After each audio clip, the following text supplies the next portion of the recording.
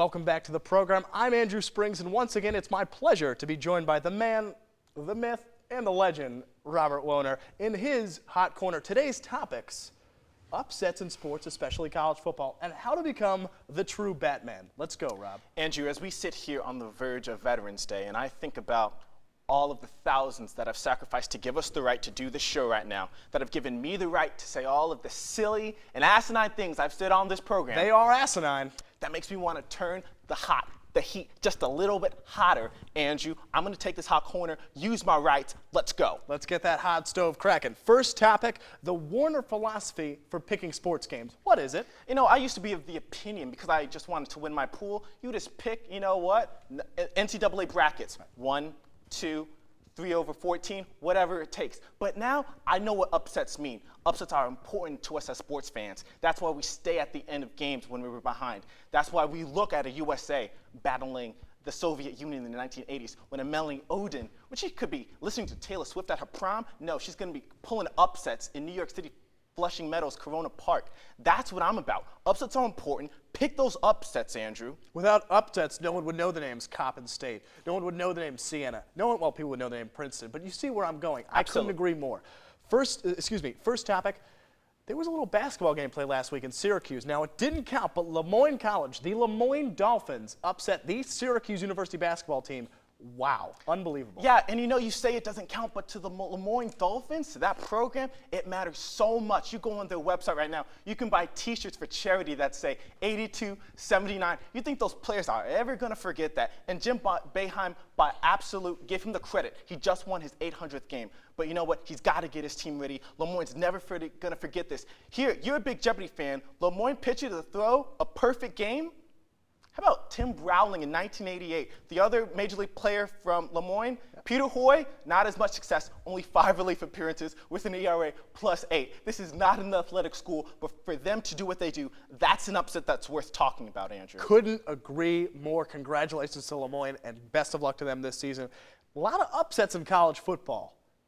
You know, that's what makes the college football season so stellar, Andrew. We've got Oregon playing, just lost a huge game, but of course, a week ago, we were talking about a huge win over USC. We've got North Carolina, our local favorites, going into Blacksburg on a Thursday and pulling out a huge win. We've got Iowa getting their first loss over Northwestern.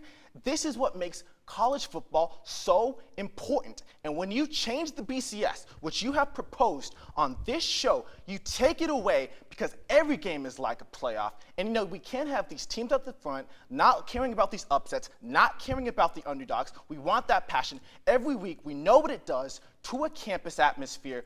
Don't change the BCS, Andrew, because you take away the impact of the upset.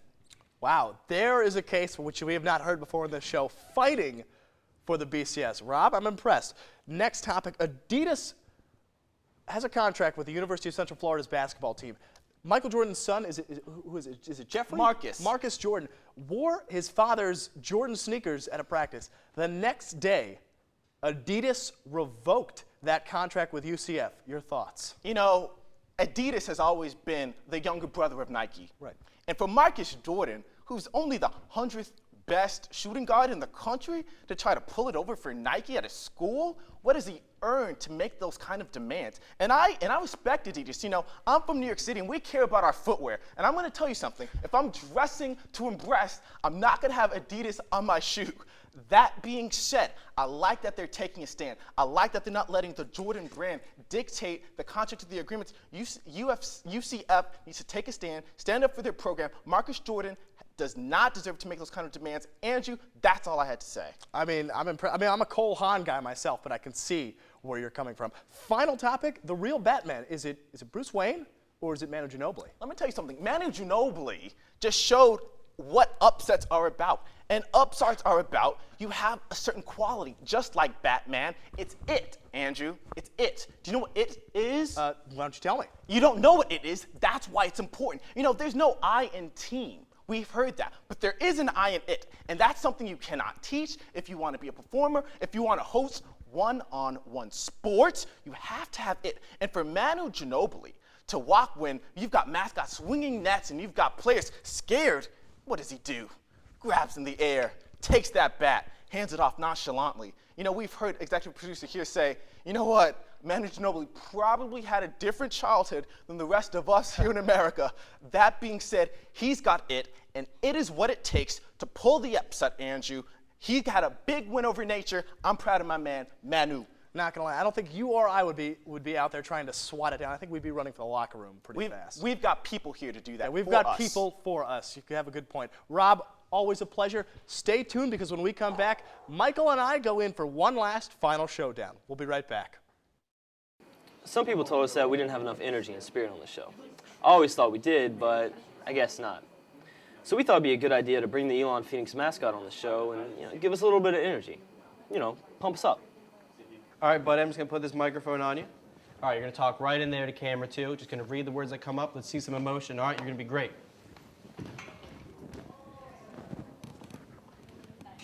All right, stand by. Okay, everybody, we're going live in 5, 4, 3, 2, mic, and cue.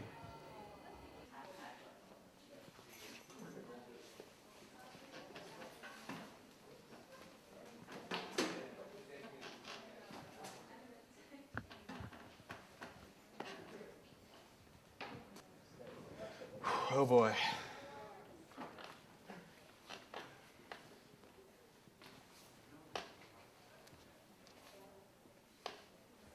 Welcome back to One-on-One Sports. We have one final topic that we just couldn't wait till next week to debate. Mike? That's right, Springs. And did you know in 114 straight weeks of the NFL, a player from the University of Miami has scored a touchdown? Does that make them the best feeder school ever?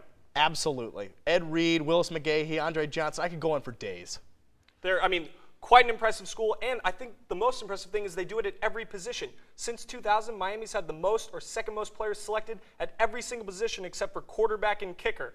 And if it wasn't for Sebastian Janikowski, they would have every position except for the main helm quarterback, but the guy went in the first round. Fair enough. I think a close second, if you take a look at USC's resume, the players they have playing in the NFL right now, you got names like Palmer, Bush, Palomalu, Leinart, Lendale White, Mike Williams, Steve. I could go on forever. Maluga.